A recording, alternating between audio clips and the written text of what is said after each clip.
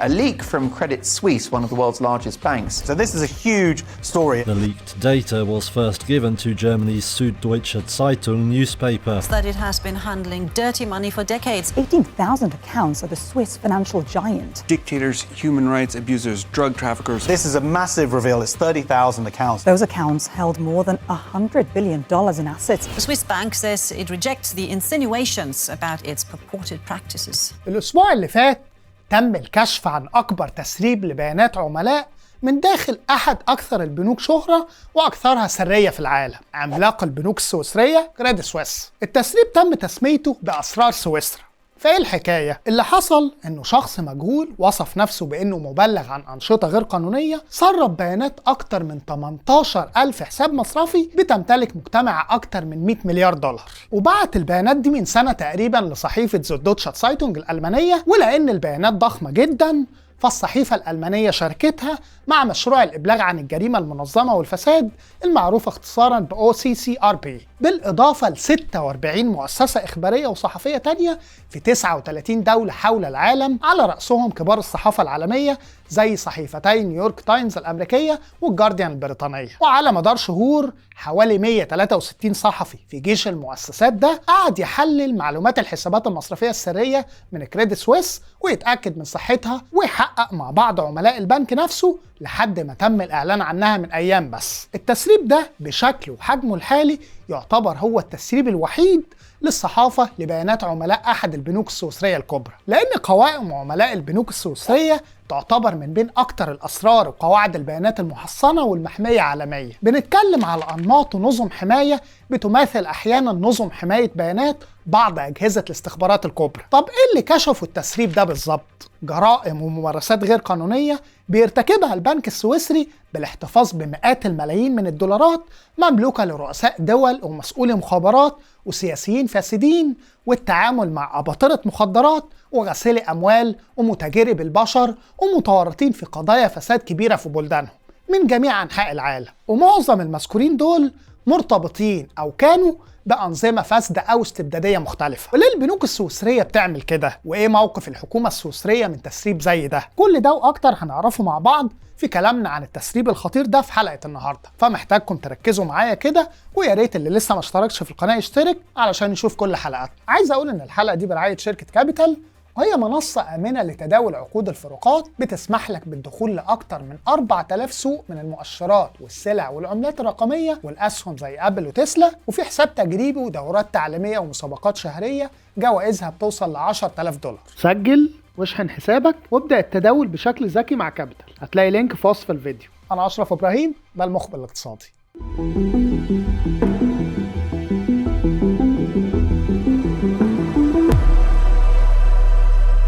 كل دولة في العالم بتشتهر بحاجة معينة. دولة زي سويسرا مثلا لما بنسمع اسمها بيجي في بالنا مباشرة المناظر الساحرة والساعات الفاخرة والشوكولاتة الغالية وجبال الألب المتغطية بالثلوج. لكن الشهرة الأكبر والحقيقية لسويسرا بين الفاعلين والمؤثرين بتيجي من امتلاكها للقطاع المصرفي الأكثر سرية وأمانا في العالم. علشان كده في قاعدة عامة غير رسمية وحقيقية بنسبة كبيرة منتشرة في الأوساط دي، إنه أكثر مكان آمن لحفظ أموالك هو قبو أحد البنوك السويسرية. علشان أوضح لكم سمعة سويسرا في مجال السرية المالية، تعالوا نرجع كذا قرن في رحلة زمنية سريعة، وتحديدا لسنة 1713 لما مجلس جنيف الشهير منع المصرفيين من الكشف عن تفاصيل الثروات اللي بيودعها الأرستقراطيين الأوروبيين. وبعدها في القرن ال19 بدأت سويسرا تنتهج نهج حيادي تماما تم الاعتراف بيه دوليا واحترامه لأسباب مختلفة. دولة ملهاش لا في حروب ولا خناقات ولا بتتدخل في السياسات الدولية ولا أي شيء، وبالتالي الوضع ده أدى لجذب مبالغ ضخمة من رؤوس الأموال من الخارج، مع قطاع سياحة نشط وفريد من نوعه بيحاول جذب أغنى أغنياء أوروبا والعالم للإقامة لفترات طويلة في قصور على ضفاف بحيرات ومنتجعات جبال الألب الصحية. ومش كده بس، دول علشان يتميزوا عن الدول التانية قدموا إعفاءات ضريبية كبيرة لتحفيز الأثرياء اللي جايين من بره علشان يقعدوا أطول فترة ممكنة جوه البلد. وبمرور الوقت أصبحت سويسرا ملاذ ضريبي للنخب العالمية من كل الأشكال والألوان، مع قوانين السرية اللي خلت المصرفيين ماشيين بمبدأ لا أرى لا أسمع لا أتكلم. وبالتالي بدأ الأجانب الأثرياء يوصلوا بأعداد ضخمة، وطبعا جابوا فلوسهم معاهم. ولما الحرب العالمية الأولى بدأت سنة 1914 واستمرت ل 1918 لجأ أثرياء أوروبا لسويسرا علشان يبعدوا نفسهم عن عدم الاستقرار الاقتصادي وعن الزيادات الضريبية اللي كانت حكومات الدول المتصارعة بتاخدها لدعم المجهود الحربي. وفي سنة 1934 زودت سويسرا إجراءات السرية في قانون البنوك، ووضع مشرعو الدولة بند في المادة 47 من القانون الفيدرالي للبنوك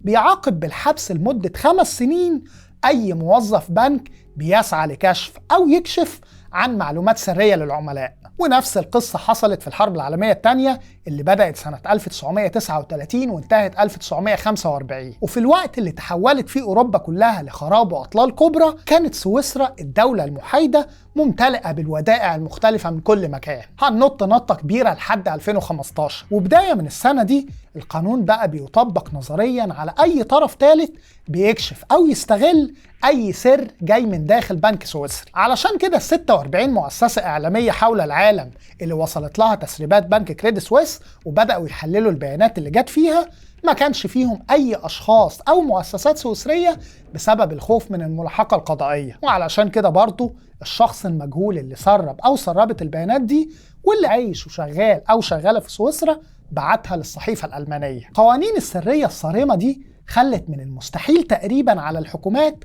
أو الصحفيين التانيين محاسبة القطاع المصرفي السويسري، وبالتالي لما تكون البنوك السويسرية بتبيع السرية فقط فبالتأكيد في مشترين كتير. علشان كده عارفين القطاع البنك السويسري بيدير أصول بكام يا إخوانا؟ حوالي 8.6 تريليون دولار، نصهم تقريبا مملوك لعملاء أجانب. أيوة بالظبط زي ما أنت سمعت رقم كده، 8.6 تريليون دولار. في قلب القطاع المصرفي الهائل ده يجي بنك كريدي سويس كتاني أكبر بنك في سويسرا، واللي أصبح على مدار 166 سنة واحد من أهم وأخطر المؤسسات المالية في العالم. بنك عنده 50,000 موظف وبيدير أصول ب1.6 تريليون دولار مملوكين ل1.5 مليون عميل تقريبا. لكن نجاح البنك الباهر ده بيخفي وراه جانب غامض ومظلم، أصول مالية ضخمة لمجرمين وغسيلي أموال وفسدة سابهم يفتحوا حسابات مصرفية عنده وفضلت مفتوحة لسنوات حتى بعد ما جرائمهم ظهرت واتحكم عليهم كمان. بنك بيعمل في ظل منظومة سرية مصرفية معقدة سهلت نهب أموال شعوب الدول المختلفة وبالذات في العالم النامي والدول شديدة الفقر، وبمجرد دخول الأموال دي لحساب مصرفي سويسري يقدر صاحبها يتحرك في أي مكان وهو حر تماما. تسريب أسرار سويسرا اللي بين إيدنا ده يعتبر امتداد لتسريبات ما يسمى بأوراق بنما سنة 2016 وأوراق الجنة سنة 2017 وأوراق بندورة السنة اللي فاتت 2021، وكلها محاولات لتسليط الضوء على الأعمال السرية للبنوك وشركات المحاماة ومقدمي الخدمات المالية اللي بيسمحوا للأثرياء والمؤسسات بما فيهم المتهمين بارتكاب جرائم أو أعمال غير شرعية إنهم ينقلوا مبالغ ضخمة لخارج بلدانهم. وزي ما قلت في أول الحلقة فالتسريبات دي كشفت عن 18,000 حساب في كريدي سويس بإجمالي أسماء 30,000 شخص لأشخاص مستفيدين، لأن في حسابات بأكتر من اسم مش باسم واحد.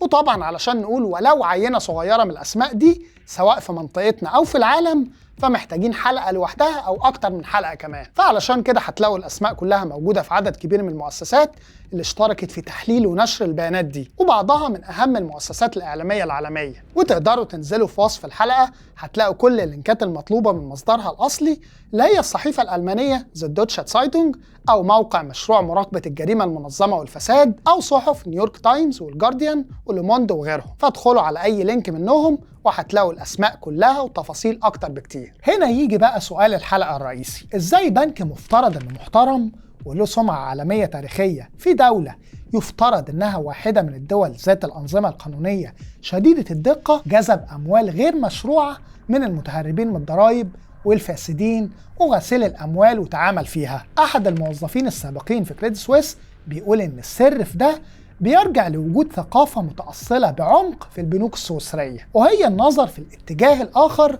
لما الموضوع يكون متعلق بعميل عليه علامات استفهام، وإن إدارات الامتثال في البنوك ماشيين بقاعدة مفادها ما تكتبش أبدا أي حاجة ممكن تقول إن العميل ما ينفعش يفتح حساب عندنا، وما تطرحش أبدا سؤال مش هتعجبك إجابته أو هتخليك في وضع قانوني يمنعك من قبول فتح أي حساب. وبالتالي فاحنا قدام ثقافة بنكية بتشجع المصرفيين من أكبر لأصغر واحد إنهم يدفنوا رؤوسهم في الرمال ويلتفوا على أي قانون لجذب وحماية الأصول الخاضعة لإدارتهم وتنميتها. طب إيه الهدف برضو من كل ده؟ مفيش غير هدف واحد، وهو تحقيق أقصى قدر من الأرباح وبالتالي المكافآت للموظفين. والمكافآت زي ما بيقول بعضهم مرتبطة بمقدار صافي الأموال الجديدة اللي بيجذبوها للبنك. مدير سابق كبير في الخدمات المصرفية الخاصة بيقول لو مصرفي قفل حساب مش مظبوط وبالذات لو كان ضخم بيزيد عن 20 مليون دولار هيلاقي نفسه في ورطة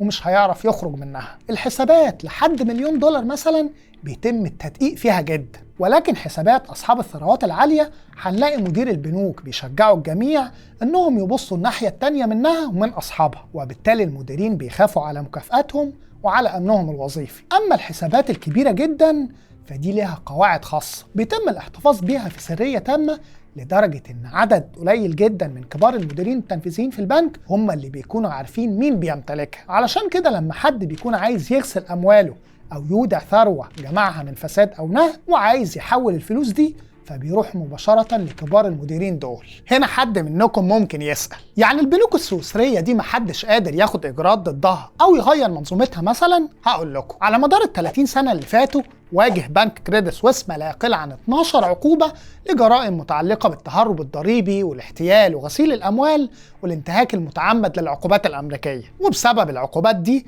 دفع بنك كريدت سويس أكتر من 4.2 مليار دولار ما بين غرامات أو تسويات.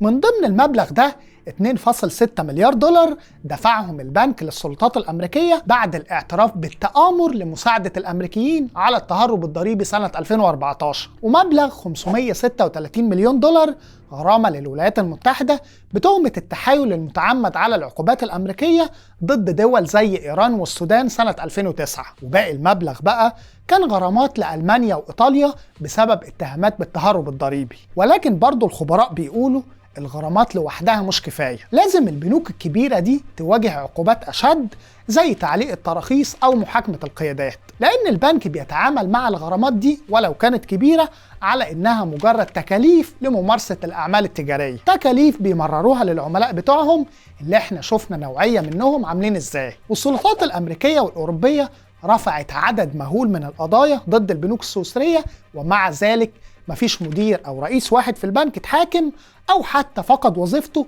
بسبب الجرائم دي. علشان كده جيمس هنري الخبير الاقتصادي والمستشار في شبكة العدالة الضريبية بيقول إن الرؤساء التنفيذيين في البنك لازم يتحكم عليهم بالسجن علشان نبدأ نشوف تغيير. وأخيرا علشان ما اطولش على حضراتكم وبرضه لأننا لازم نجيب الردود الرسمية زي ما ذكرنا التسريبات، كان إيه بقى رد بنك كريدت سويس على التسريبات دي؟ قال إن المزاعم الإعلامية دي مجرد جهود متضافرة لتشويه سمعة البنك والسوق المالي السويسري. يا ريت بقى تعرفونا رأيكم في التعليقات على رد البنك ده. ختاما نقدر نقول إن عدد لا بأس به من البنوك هي مؤسسات خاصة هدفها الوحيد هو تعظيم الأرباح بغض النظر عن مصدرها والطريقة اللي هتيجي بيها. واعتقد ان الحكومة السويسرية هي اللي المفروض يلقى عليها اللوم بشكل اكبر، لانها المسؤولة عن البيئة التنظيمية المتساهلة والقوانين اللي بتعاقب اي حد بيكشف عن الفساد في البنوك، مش بتعاقب الفاسدين نفسهم. سجل واشحن حسابك وابدأ التداول بشكل ذكي مع كابيتال، هتلاقي لينك في وصف الفيديو. في النهاية تفتكروا التسريبات دي ممكن تهز القطاع المصرفي السويسري